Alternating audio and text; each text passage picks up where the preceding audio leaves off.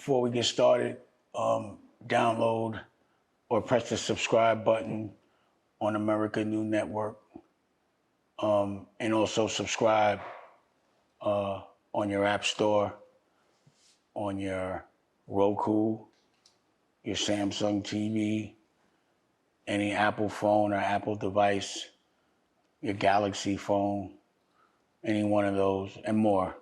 I just can't remember everything. For America New Network, the television network, it's free. Just type in America, type in NU, and all of that. You could also buy these glasses, link into the, however it's going to say to link into it, but these are the CEOs. You could buy the socks, all that type of thing. Before we really get started, or I guess we're starting, there's been false things said on social media that Clark Kent has passed. And what I could personally tell you is that's not true in this moment, and that it really does affect his family.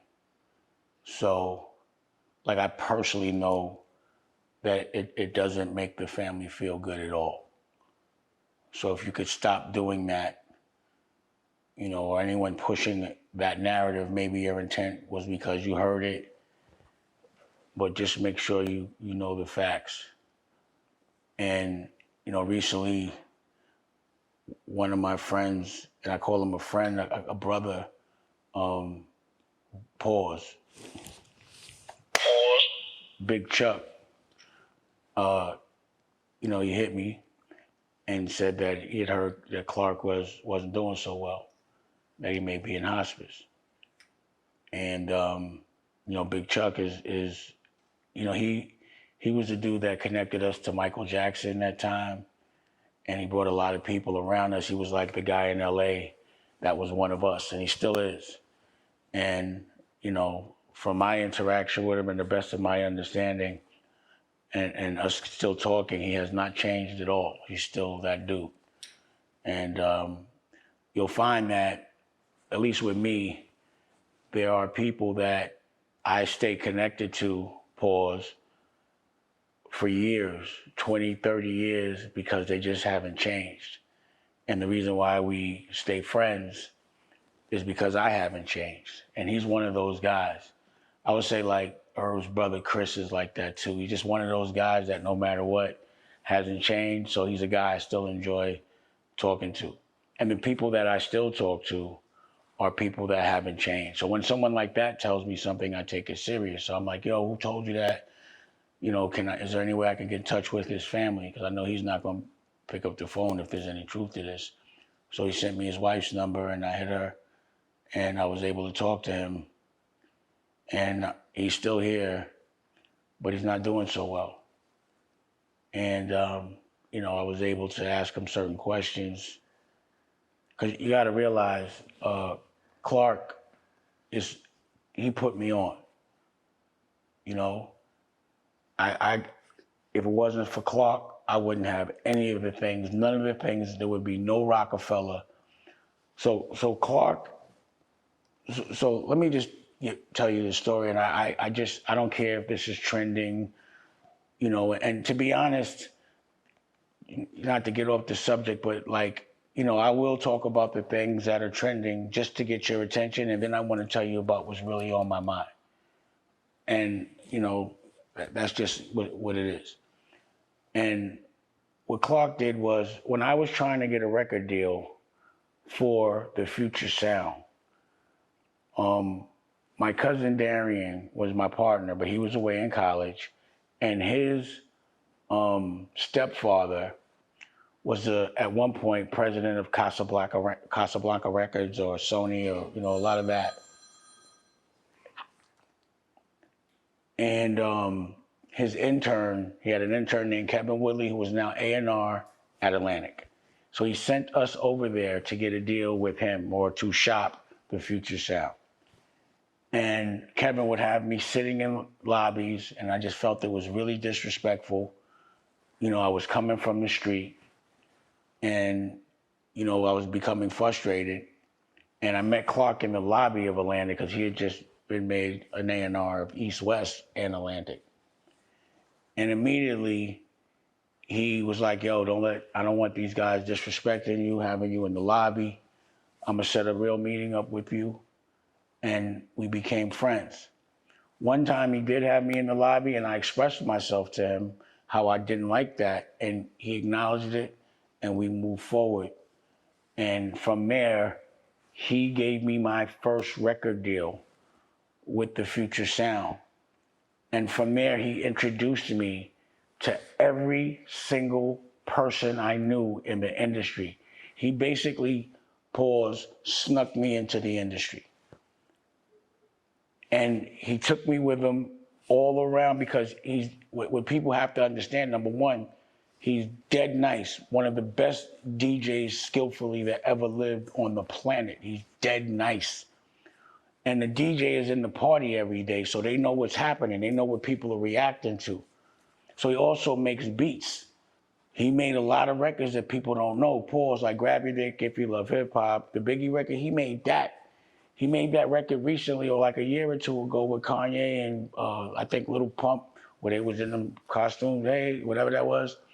He made that record. But in between that, he made every record, like he has a record and used to remix everyone that was poppin's record. And he knew every gangster in the street. He's the one that got me to go to Brooklyn. He introduced me to Little Sean. He introduced me, he's the one that introduced me to Jay-Z. He introduced me to Ski.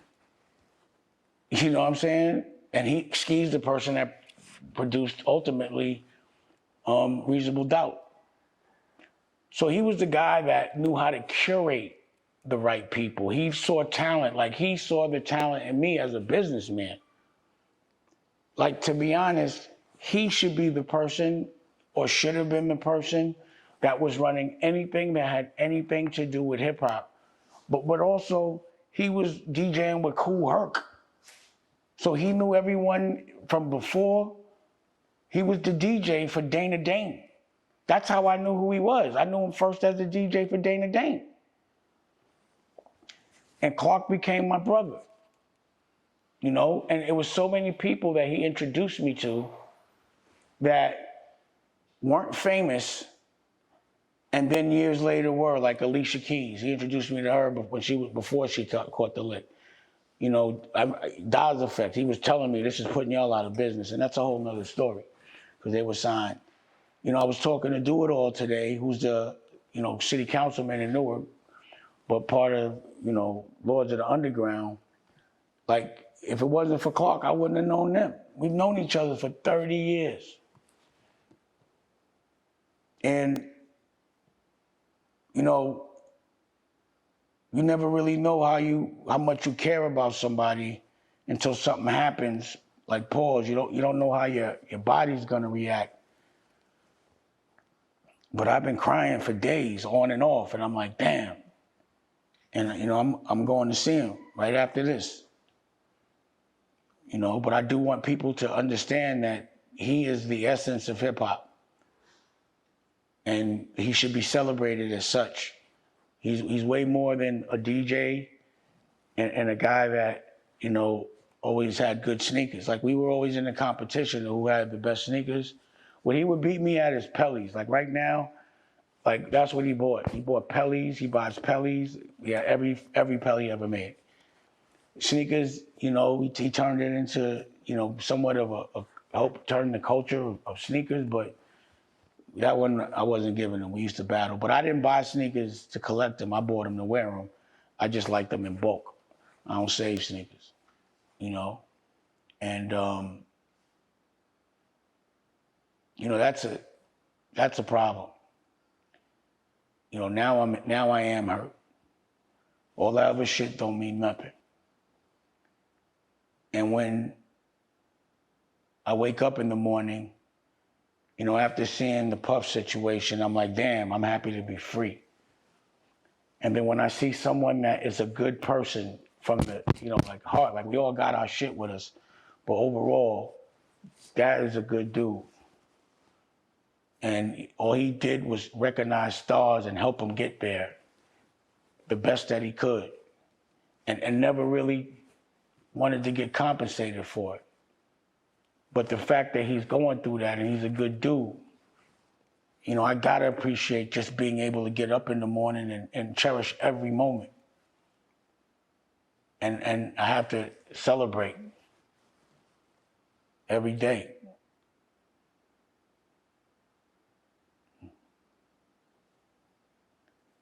So I just want to make sure that he's recognized, that he goes down in history.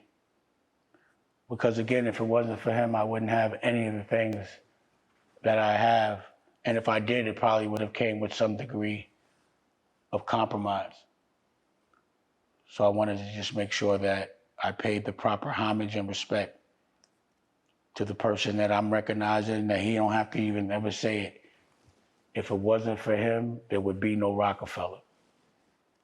Dame Dash would have had to take a completely different course, and he helped me remain independent and keep my integrity. And despite the divide that happened ultimately between us and Roc-A-Fella, he always never said nothing bad about Jay, and I know I just know him. I know he never said nothing bad about me, you know? And I'll always consider him my brother. So I love you, Clark. And this is a problem.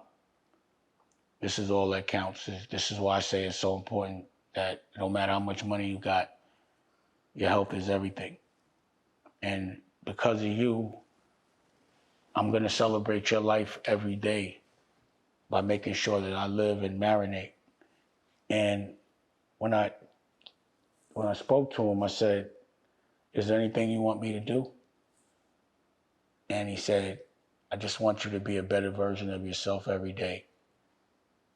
And for him to be in that position and pause and say some shit like that, that was the most OG shit. That was the illest form of strength. From that, I just started crying. I had to get off the phone. Because that was really ultimately the most gangster shit I had ever heard in that moment. Because I've seen people in that moment that I care about and respect, and they weren't acting like that. But he definitely set the bar. So that's a real man. And it takes I could honestly say that I never saw him compromise. I saw him do nothing but help, and he helped me. He recognized stars, and not greedy, family man. And yeah, now this is, I'm hurt. Now I'm hurt, and I'm showing y'all what it looks like. And this is why you have to celebrate life every day, and celebrate your friends while they're here. Celebrate the people you love while they're here. Let them know that you love them. No, don't wait till they're not here to lift the toast and say all the good things they did. Make sure they know it and that they know. And that's why I say you gotta celebrate the people you love and the opportunities you have and the life every day. Let me just take a break because I'm getting myself together.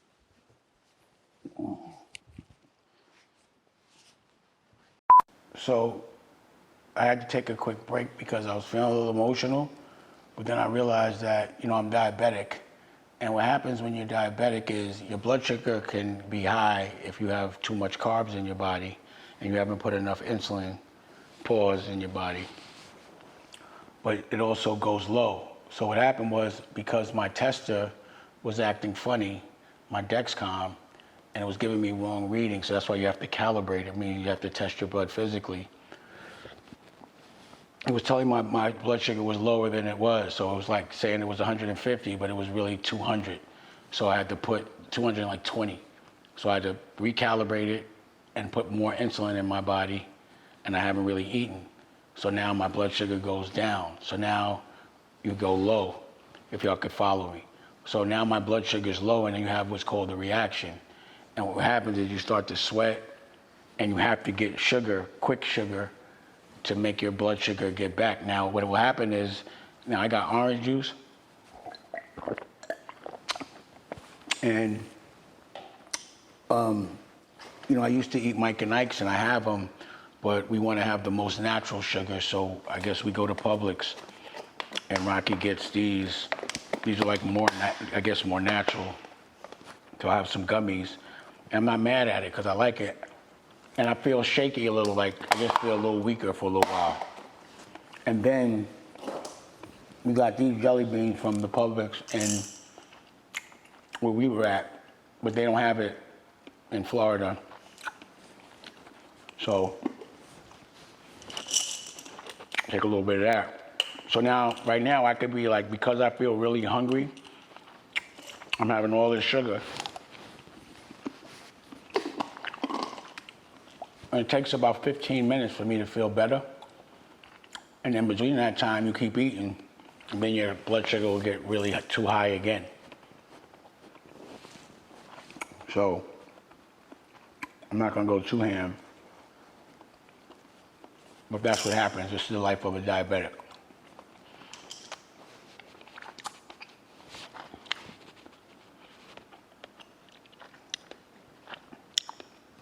And that's why sometimes, if you see me in an interview and I'm chewing, you know, be, oh, it's so rude, whatever, it's because my blood sugar is low. And I have to get some quick sugar immediately. And I'll be in an interview and I gotta push through it. And I'll tell people like, yo, I gotta, but in the clips, it looks like I'm just being rude, but I'm not. So I'll try to have freshly squeezed orange juice so I can have the most natural version of it, and candies that, aren't so processed. What makes this better about? It doesn't have like. Well, aren't you? Can you come out here for a second? So this is the part of my life that I love, is having a partner that cares.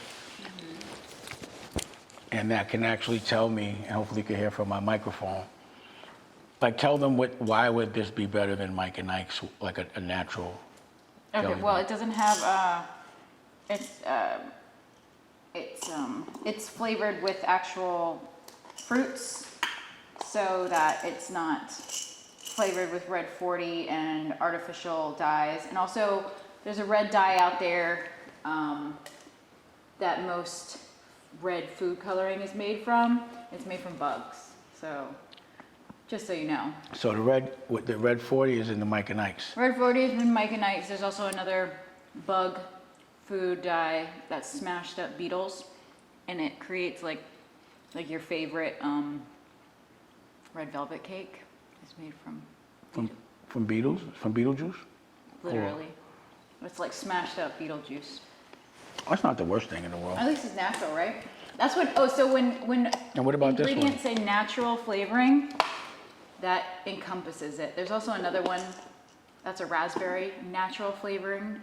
And this was our favorite one, I remember when we were doing Dash Diabetes, is natural flavoring from raspberry flavor. Usually use it a lot in yogurt, is from beaver butt secretions. What you mean beaver butt secretions? I don't know who tested it. I don't know how. What is a secretion of a beaver butt? Like the juices out of their butt. So they juice butts? Mm-hmm. I don't know about that one. Okay, we can Google it. So what about this one right here? So natural flavorings for all you guys under natural flavorings. Is beaver butt secretion. Beaver butt secretions, smashed up. But what is the secretion? Like what is that? What is that liquid? That's crazy. It's just a juice that has flavor. All right. What about this? Same thing. So it's just not red 40s and green and yellow 5s and stuff like that. It's flavored with fruit juices. And it's flavored with cane sugar rather than high fructose corn syrup. Still not the best. Cane sugar is not the best for you, but it's a quick reaction for Damon. Ultimately, orange juice is the best. If I could flavor Damon's, if I could make jellies out of like date sugar and really natural maple sugar and certain things like that, that would be the best. So why don't you do that? You do that. Why don't you help me do that? That would be great. Okay. So thank you. You're welcome. Appreciate it. So I feel better.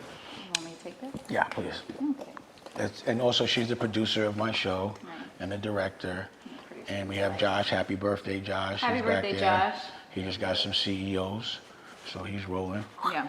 And Yeah, so I'll get back to the show now. Okay. Thank you. Thank you. Can you bring, when you get a chance, can you get the orange juice too, honey?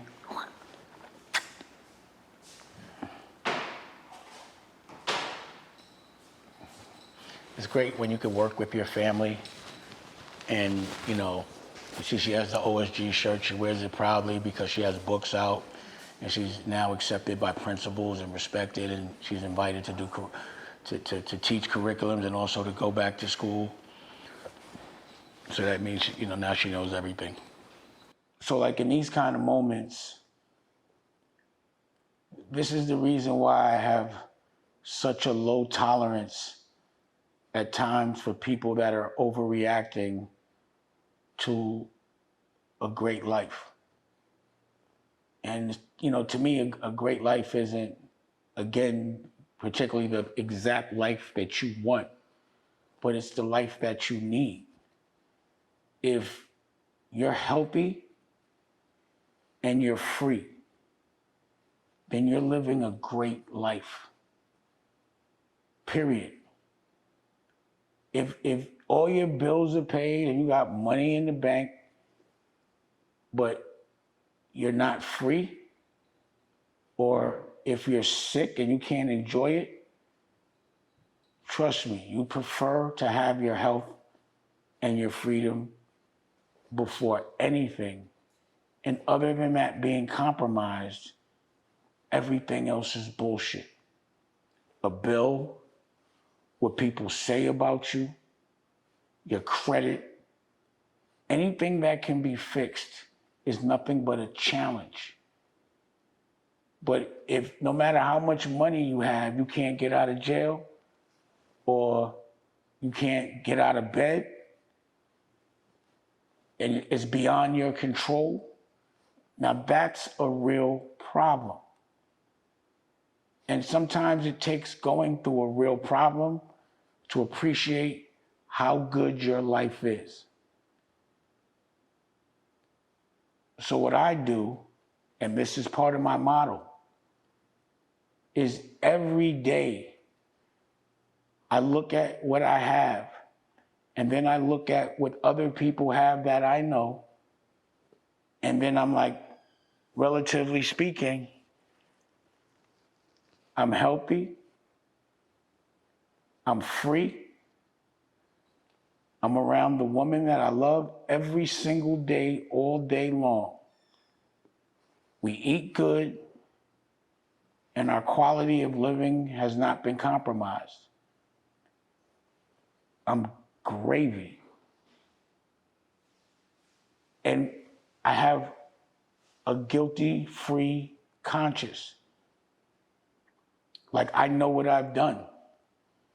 I don't care what people say I've done. I know exactly what I've done in every situation, and I've been proud of myself every time, especially this time. So some people say, like, yo, you live too tough. You know, that's why you have less compassion for people's problems. And I'm like, nah, I've had some real problems. You know, I lost my mother when I was a teenager, when I was 15. Rocky's father is 70 something and his mother is still alive. I'm like, yo, what does that even look like to have your mom till you're 70? Or not have to have, like, go through, you haven't had to lose your mother. Like, that's a gift. That's wealth. You know, I lost my girl. The first girl I ever loved, which was what showed me exactly what love was. Without that pain of losing Aaliyah, I probably would have never recognized or appreciated having another chance at love. And that's the reason why, because of my PTSD, I don't let Rocky really, I always make sure we're doing things together. And that every business that I build, we build together. And that I cherish every second that we are healthy. That I celebrate, you could ask her, when we go to the supermarket, like I've started to go to the supermarket again because I could. And I could do it with my son and my girl. Like that shit is the illest to me. You know, just when I compare myself to people that can't. That's when it's the illest. So instead of comparing yourself to people that can or have more than you, maybe compare yourself to people that don't have more than you. And then you'll realize how lucky you are. And don't wait for something tragic to happen to celebrate the people that you love, to know how good your life really is. So I'm not going to wait for something bad to happen for me to be like, oh shit, I have a great life. I can go, I had all of that and I walked away from it. I don't have, and I'm going to say this over and over again, but when I'm with my child and my girl together, there's nothing better than that. I'm sad every time I have to leave them for anything. We both go to pick up baby Dusko because we miss them. By the time we drop them off from school, it feels like a long time. Like, yo, I'm not used to not being around them. This is the life I want. If you can provide an environment for people that you love and be around them when they're all happy, whether they're happy or not, but just be around them as a lifestyle, then you've developed a kingdom. That's what a kingdom is, in your own castle. And if you can have land, now you have land in your, it just expands the world that you control. And you can keep nothing but love in that world. You can actually make it when whatever's going on outside of your bubble, you don't even feel it. That's how it was with us with the pandemic. We were in a gated community and it was just meant that no one could come over. So we just walked around every day, swam at the pool, made sure we had food, house was clean, and it wasn't because of me. Rocky keeps the house clean. Whether there's a housekeeper in here or not, it's an OCD thing, but I'm gonna be mad at that.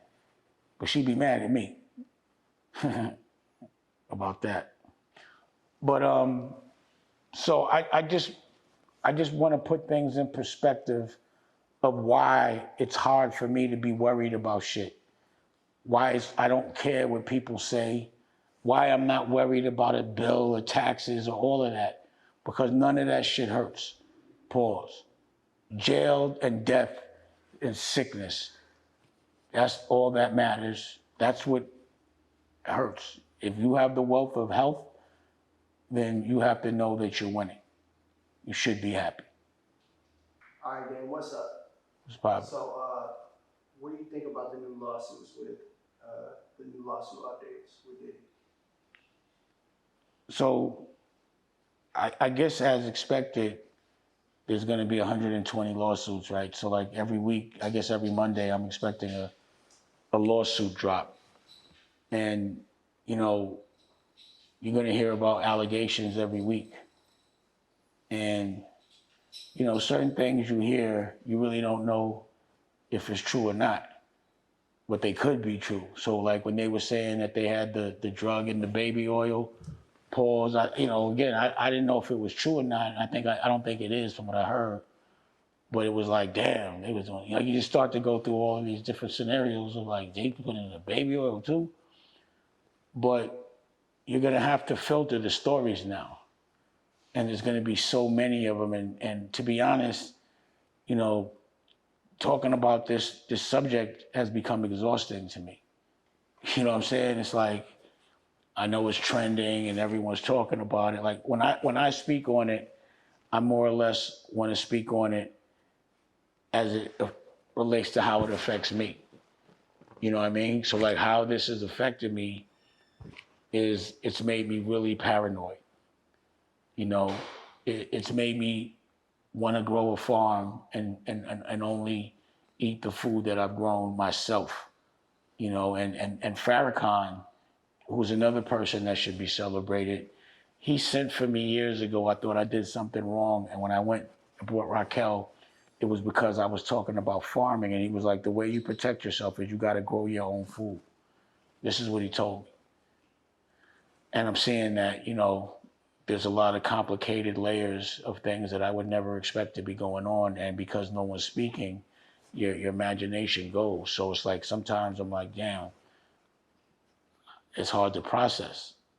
So it's hard for me. It's like it's made me want to close my books completely.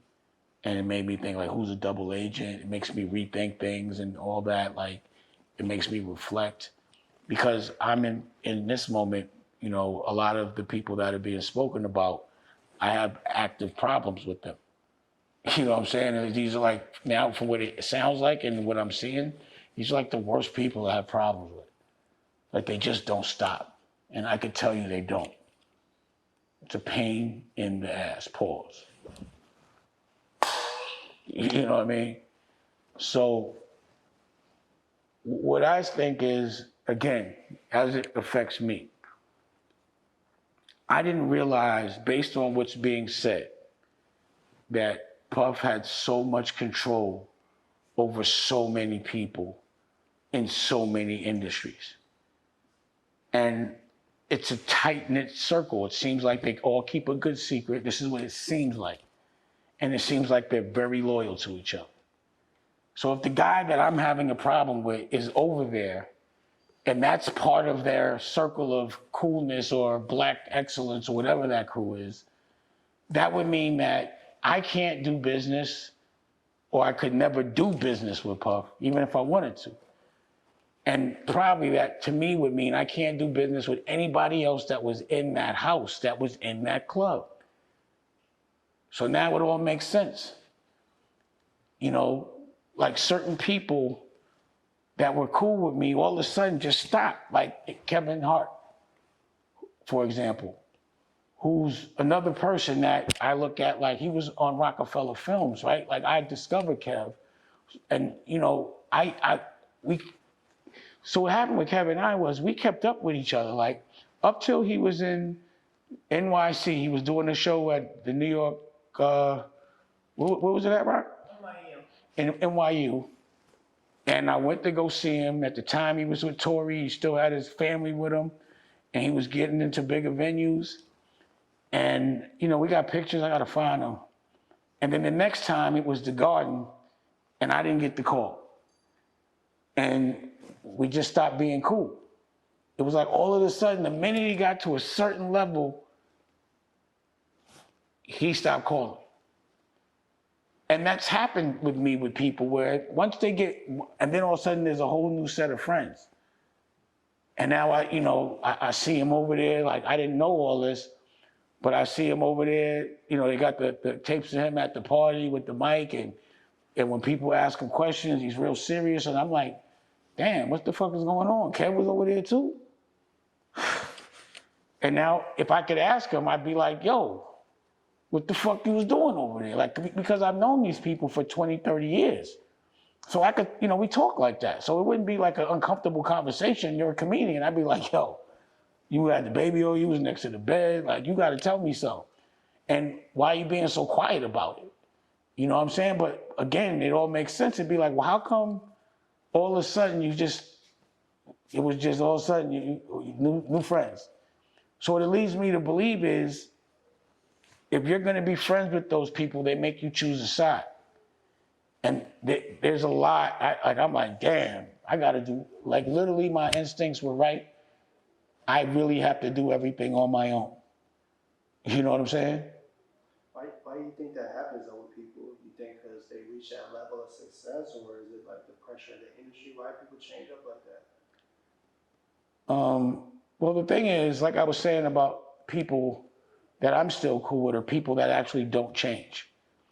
You know, and when we first got into the business, we were conscious that there were weird shit. And that's why we'd be like, yo, we're not hanging out with nobody just because they're famous.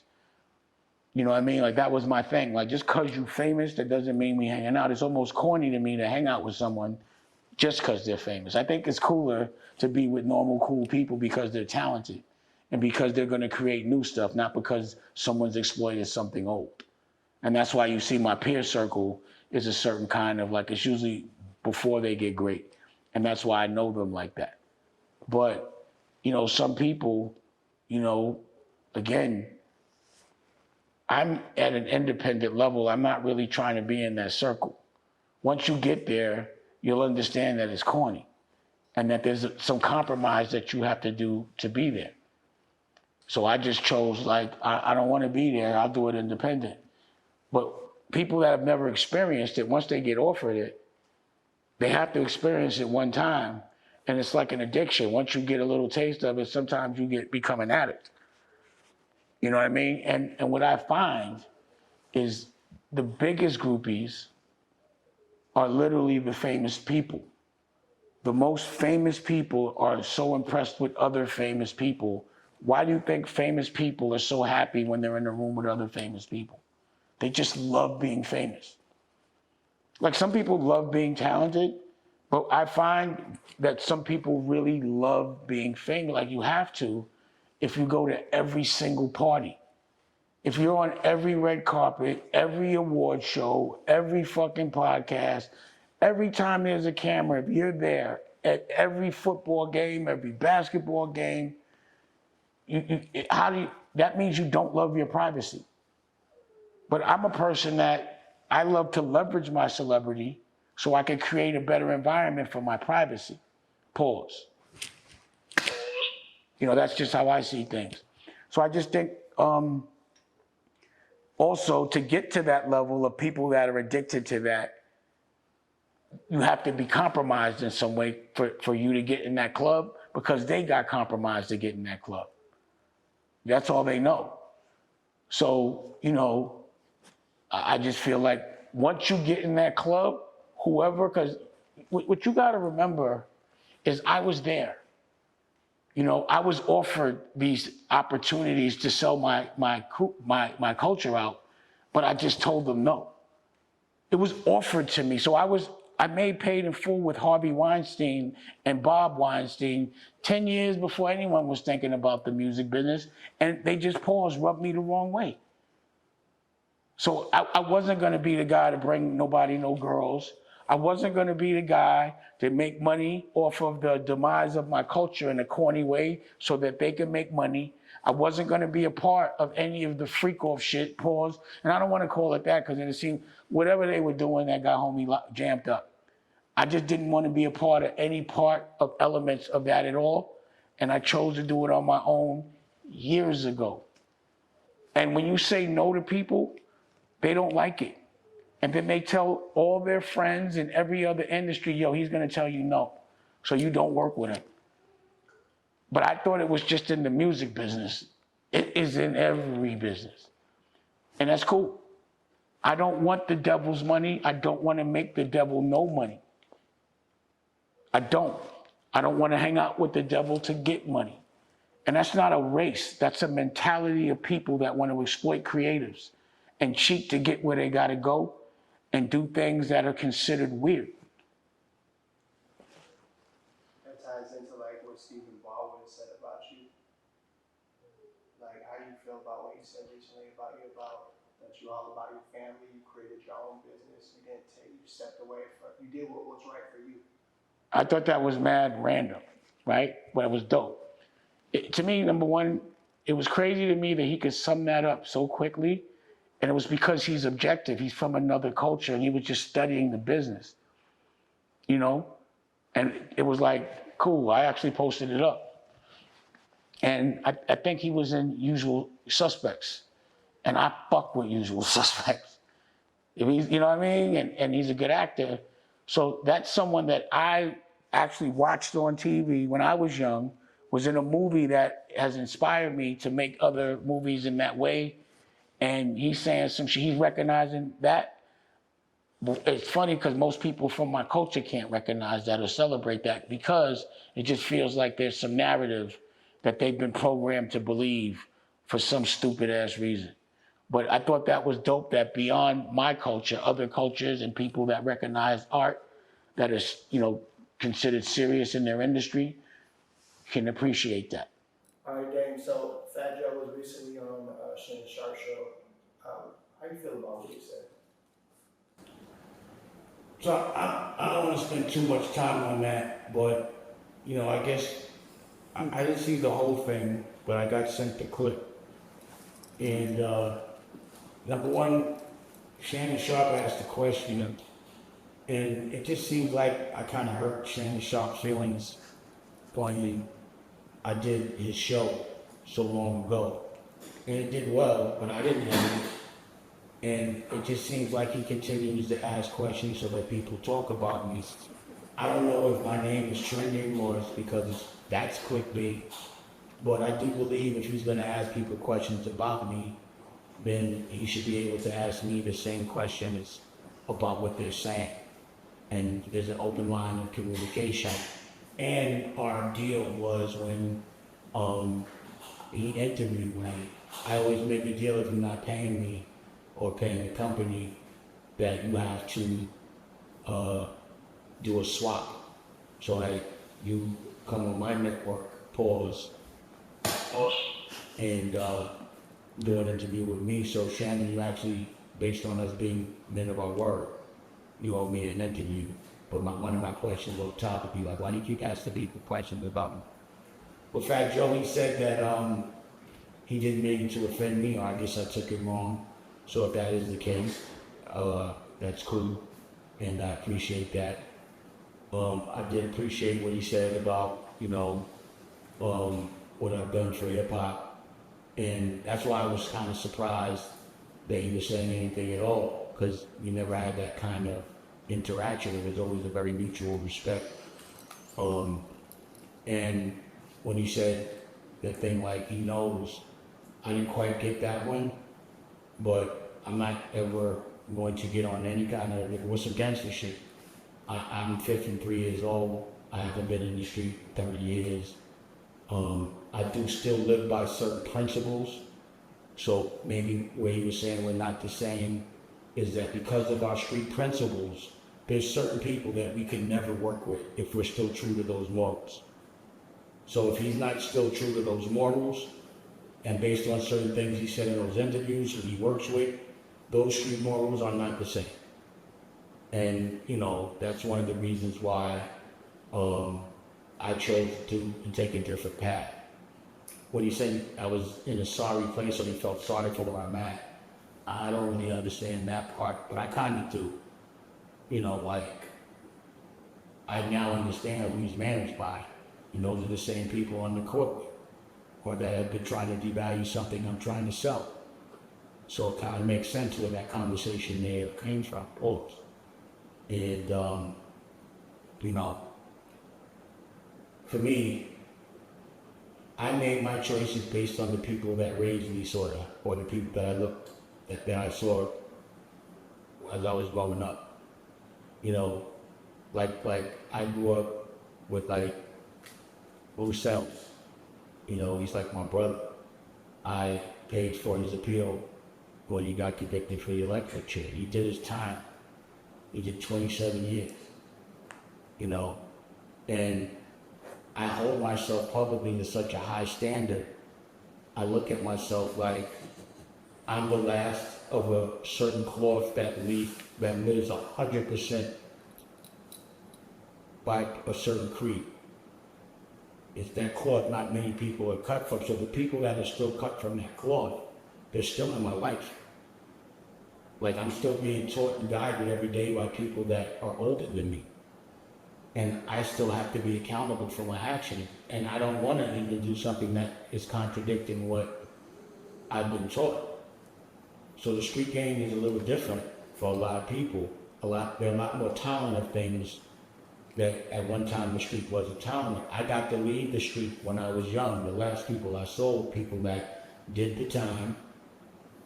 They did the crime, did the time. I'm not saying I agree with what they did. And you gotta remember, if anyone knows me and the relationship that I have with people, I don't sugarcoat shit. So there was times that I'm arguing with Lou and I'm saying, yo, this ain't sustainable. There's no girls in jail. Because we used to argue about who had the best girls, because we were friends like that, And when he went to jail for 27 years, I bid it with him. Not because of any fear on the street, definitely no kind of extortion or any of that. And he's home. And the thing about bosses is you can't employ a boss. They make bad employees. It's the most disrespectful thing to do is to make someone that's a boss be an employee. So when they came home, the people like a Lou, because I only have the money, which may be why it may look like I'm so sorry or whatever. I don't know why it's such a bad day for me, but I only have money to pay for the things that I'm doing that are going to generate income in the future, like my television network, my family's television network, America New, which I'm very proud of. We're at 90,000 downloads. That's a future business that's going to pay my family. So when my homeboys come home, I give them the opportunity. They don't want me to give them no money, but I ain't really got nothing to give them. And I know there'll be people in the street that be like, yo, he didn't give you this, he didn't give you that. I'm the one that's supposed to be broke. But either way, I would never take the manhood from a boss and say, yo, you work for me now. Open my door. To be my driver. I'm not doing that. Now, if someone has a car company, I'll use their car company for sure. But I'm not going to employ a boss. I'm not going to disrespect my friends and do that. I don't have the ability to do that in that moment. But what I could do is my block is clicking, pause, and you can eat on it. You know? And that's the reason why I have such a moral fabric. And to me, my moral fabric and the choices that I make it to where right now I get to wake up and be with my family free without any compromise. You know? No one has to tell me, yo, you gotta go to work today because I'm unemployable. No one could pay me the amount of money I owe in taxes. I'm the only one that can make that kind of bread. But what's the big deal? That was a tax in 2007. So that's why I'm in such, you know, that's the narrative. It just seems like for some reason, a guy like a Steve Stout and what Fat Joe said, it seems like it's the same narrative. So it seems like somebody's telling them to say that. It's the same people affiliated with the same people. And that's what I have to deal with. When I have a problem with one person, it's with everybody they work with because they seem to make them choose a side. Let me say one more thing. But what I do want to say is, what I also saw with Fat Joe is how good of a father he is. And I got to give that man props for that. And that trumps anything. So here's what I want to know.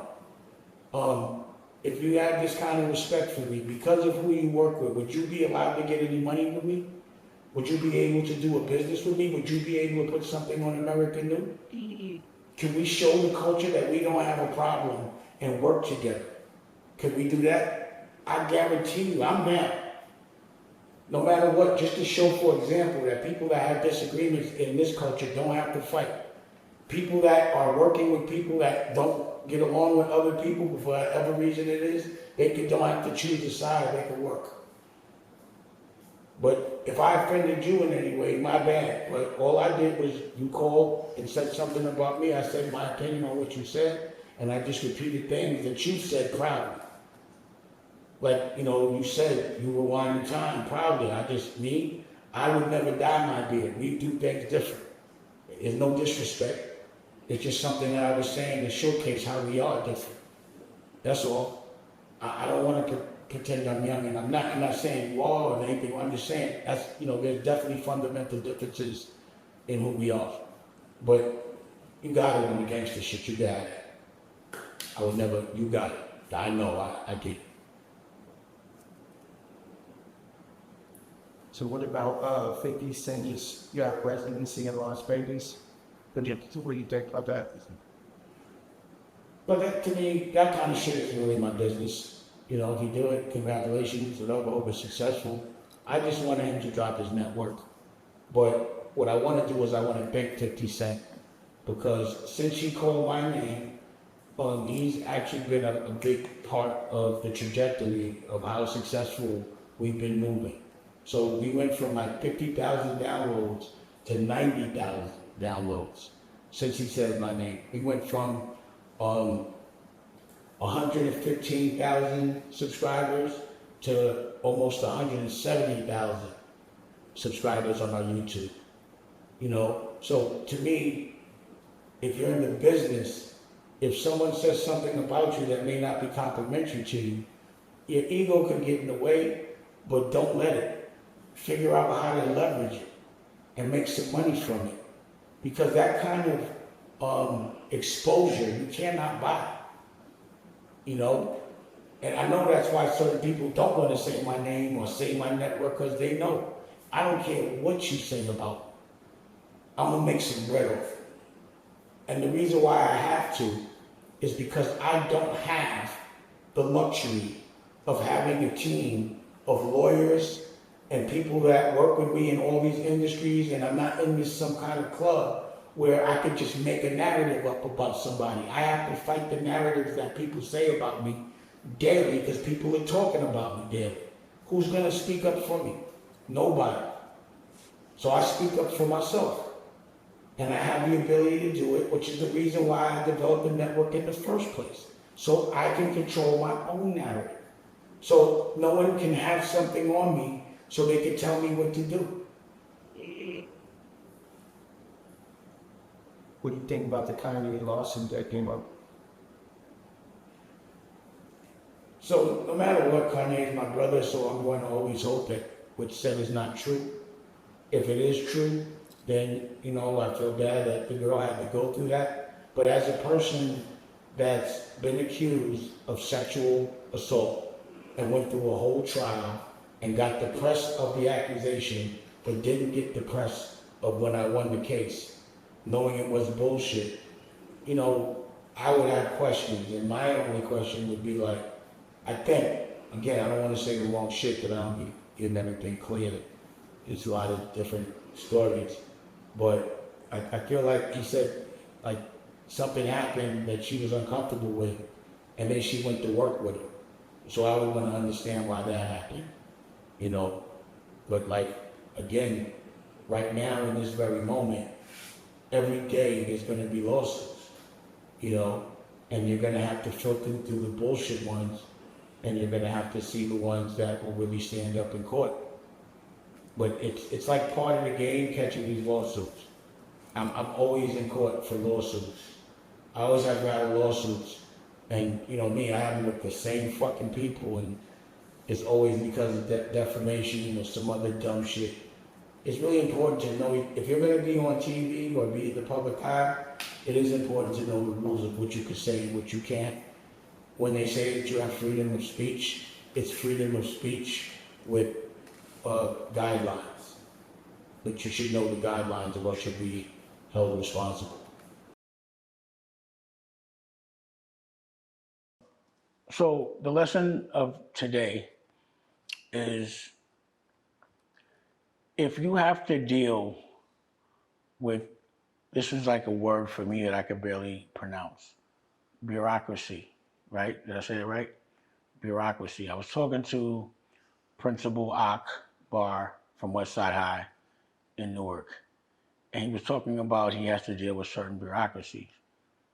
And I was like, but like politics? And he was like, yeah. And I was like, well, what if you don't agree with the politics? He said, I still got to do what the Board of Education tells me to do. So what that meant to me was, if you're in a position, whether it's employed or someone has something on you, to be told what to do, then that means that there will be times that you'll be doing things that you don't believe in. There'll be times that you'll be doing things that you think are morally wrong. And are you still going to do it? And that's why independence is so important. Because right now, I believe that there are people that for money did what they were told and may have known that it was for something that may have not been moral. Even though they had nothing to do with what they were preparing, that they're actually really scared right now. Because they didn't consciously realize that they may have been part of something that was very illegal.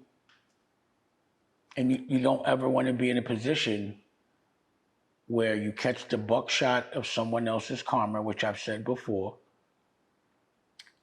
unconsciously, because you didn't pass that test of will you compromise your moral fabric because your employer tells you to.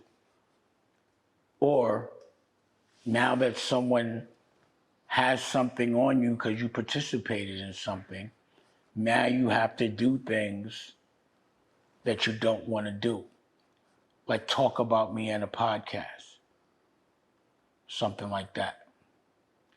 So the spirit and the importance of independence is just the only way that you could stay almost karma free, and like your version of morals, what you see as morals, morally pure. You know? And that's my lesson of the day. This is why I work so hard, and why sometimes to get where you want to go, if you do it right, it's going to take a little longer. It takes longer, but pause, it lasts longer. And when you do things that you don't agree with to get what you think you want, it becomes temporary. It comes with, you know, a load on your conscience. And at the end of the day, where I'm from, the way I was raised, no one tells us what to do unless we really respect it. How can a man call another man, that's my boss? We don't do that. Not at Harlem. So this is for sale. And the pause button for sale. Pause. Don't disrespect me and say I do everything everybody else does, and I put up my own money. Because Harlem dudes, they could sell anything. We could sell water to a well, but we don't believe that our product should sell unless they're Porto, unless it's quality, unless you're going to line up for it. But we're going to make it where it's available for you. And because of that, we can remain the boss. We know how to be the boss. It's just a little more work. It's not for everybody. But if you want to be a boss, embrace it. Know that people that aren't bosses and working for other people will always conspire to stop you from winning because they're not. And that's just part of the game.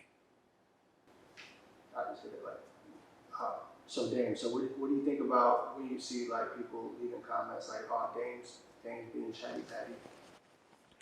Well, that's funny to me because I made the word up. So let me give you the definition. A chatty patty is when you're talking about someone else's business, not your business and someone else that's in your business, but when you're talking about someone you don't know. So almost to me, someone calling me a chatty patty is them being a chatty patty, because what I'm talking about don't have shit to do with them, and make famous because I'm talking about someone else that they don't even know. So it's almost an oxymoron when people do that. But at the end of the day, I don't have a bunch of people, and I said this, that are going to speak on my behalf. I don't have a lawyer. I don't have a publicist in this moment, and haven't for a while. You know, I don't have a bunch of people that I pay, and I don't cheat. I don't do the bots. I don't do none of that false narrative shit. It's just Porto over here. Pause. So when someone says something about me, or if someone's affecting my business, like the guys that y'all talk about, that y'all talking and looking at the news, I'm in business with them or at war with them. This is a real game. This shit is real. You know? That's why when I see certain people going through problems and they walking around like they don't have any problems, I'm like, this shit is some superhero gangster shit. You gotta act like everything's good when it's not. I can't play those games. When things aren't good, I'm gonna tell you it's not good. When things are good, I'm gonna tell you it's good. You know? And again, I've set myself to a high standard. So if I got, and I'm gonna say it, if I got 10 million in the bank, in my brain, I'm broke. Until I have 10 million generating residual income every year, which would make the evaluation of my company at a 10 times multiple $100 million. That's when I feel comfortable. Because I can't look at no money, I'm gonna spend it. I have to have something that's always gonna be giving me residual income.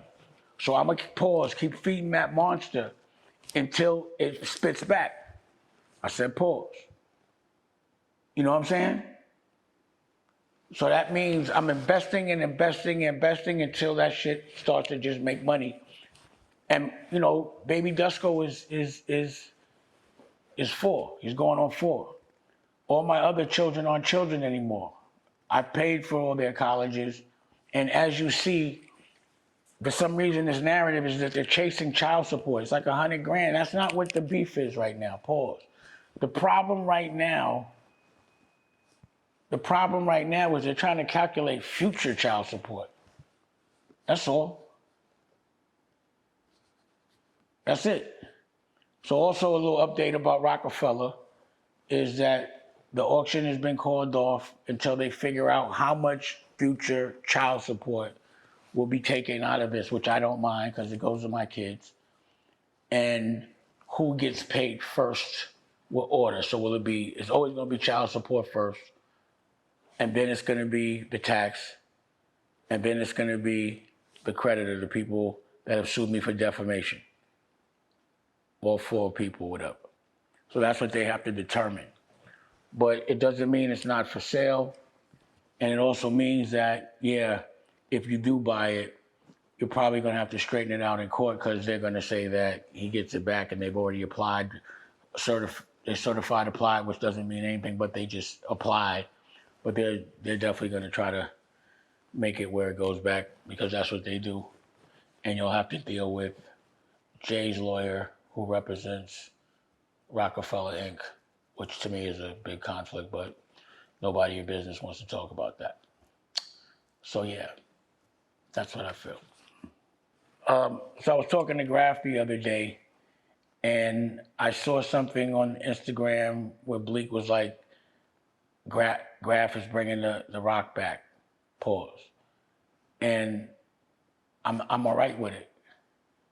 You know, he's been doing curriculums and he's been still rapping. He's dead nice. You know, Chaz was his OG, and Chaz and I, you know, I was really cool with Chaz from Black Hand Entertainment, and that's a whole story, a movie that I was making. I'm all right with it. And we talked about the chain. I spoke about it last week. We're going to put something together, a tour that's going to reflect with him bringing back the rock, pause, and we'll see what happens. So on that note, congratulations, Graf. Here's the opportunity. You know, you upgraded, you got the diamonds, you know what I mean? And I know it was an unconscious thing, and I thought it was gangster for you to switch them right back out and get the real ones once you realize that that wasn't the way. And we're going to show them what the essence of a real Roc-A-Fella is and how you earn a chain. But the shit you do in education, the stuff that Freeway's doing in education, you know, I'm proud of that. And big shout out to the OSG. See, I think now that things are starting to reveal themselves, people should know why I was so defensive about preserving my energy and other things, you know. And shit, gangster shit is different now. You know what I mean? Like there's different morals that come with that. And you have to make sure that you don't get caught up. So that's the reason why I do things the way I do. I think people really understand that. And, you know, I'm part of the OSG. And the first conversation I had with them after we went back and forth was, you know, Lays brought me to OSG, was I'm so happy to be able to talk into some really intelligent people that are not insecure and that support each other. But I could have a real intelligent conversation with people that I don't have to worry about, that are pretending to be something they're not. And I don't like I always have to question who they're working for, who their exploiter is. So like the difference with me and almost everyone else is that everyone else had that like white OG within the industry. Like Jay had Lior and Steve Stout had Tommy Mottola and Jimmy Iovine. Pause, just being made pause, ball sack, serving up the culture. You know, how 50 got Eminem and Jimmy Iovine. And Puff had Clive Davis. And so did L.A. Reid. I never had that and wanted it because each one of those situations for me, man, I had to compromise a little bit of my integrity or something that I valued a lot, which is my manhood. So I had to go through this whole industry without anybody from the other culture protecting me. But I don't want nobody from another culture protecting me because it comes with them somewhat owning me. And the reason why I can say this is because, again, the day I signed, we signed the deal with Def Jam and Universal for the co-venture. Leo was trying to make me go against somebody in my culture. And I was like, I'm not doing that. Because we did a business venture together, now you get to make me a doula and tell me to have a problem with someone that I don't have a problem with that's from my culture. I guess you ain't gonna be my OG. So I never really had that, you know? But I don't think I wanted it. I don't think it would behoove me. And I'm glad I chose to somewhat do things on my own. So again, when people be saying, you know, sometimes you're too smart for your own good, what's that mean? That I won't fold? I'm so smart that I won't let somebody tell me what to do? Or I won't let someone that I don't respect, someone that, you know, may be looking at life different than I do, tell me what to do? I just can't do it, you know? So, big shout out to Clark Kent, my brother. You know, I am hurt. I'm not gonna front. This shit is a big blow for hip hop. And thank you for everything you've done for me. You've changed my life, the trajectory of my family's life. I mean, like, I can't thank you enough, bro. And I love you, man. And for everybody else, I just appreciate people that love you and that are thorough while they're here. You know what I mean? And appreciate the fact that in maybe this moment, you don't have any problems if you have your health and your freedom. And approach life like that. You know? That's my model, and it works for me.